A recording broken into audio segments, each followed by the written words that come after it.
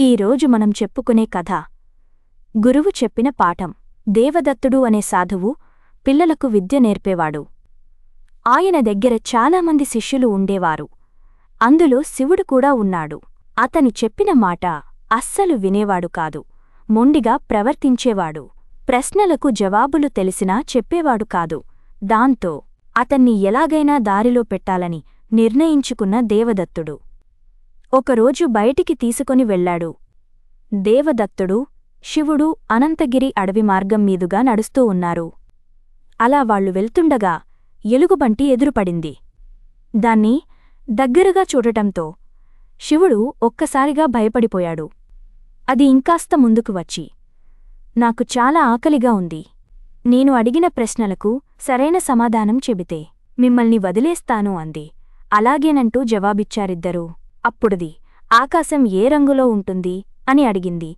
ఆ ప్రశ్న విని, ఇదేంటి ఇంత సులువైన ప్రశ్న అడుగుతుంది అని మనసులోనే అనుకుంటూ, నీలం రంగులో ఉంటుందని జవాబిచ్చాడు శివుడు. సరైన సమాధానం చెప్పావు. మిమ్మల్ని వదిలేస్తున్నాను, ఇక వెళ్ళండి అంది ఎలుగు. హమ్మయ్యా అంటూ అక్కడినుంచి కదిలారు. అలా ఇంకాస్త దూరం నడిచాక వారికి తోడేలు ఎదురుగా వచ్చింది. అది కూడా వీరిని ఆపి, "నేను ఇప్పుడు నీకొక పని చెబుతాను. అది పూర్తి చేస్తేనే ఇక్కడినుంచి పంపిస్తాను.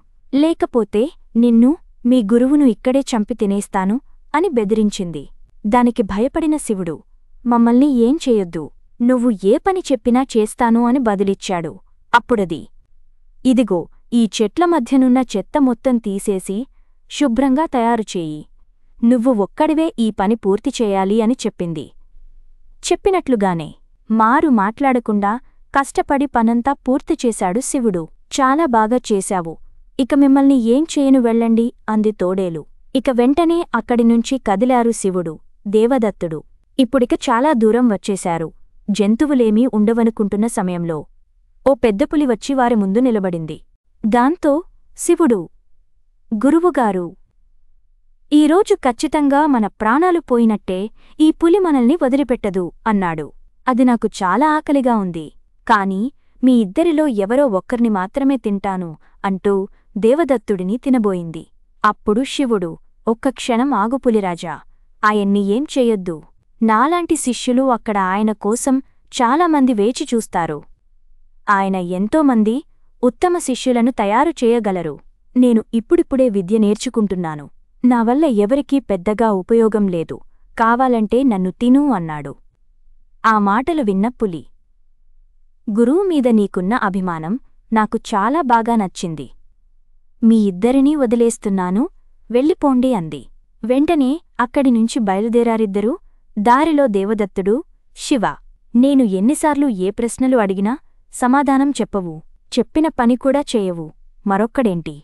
ఆ జంతువులు చెప్పిన పనులు అలా చేసేశావు. పులిని కూడా ఎదిరించినంత పని చేశావు" అని అడిగాడు.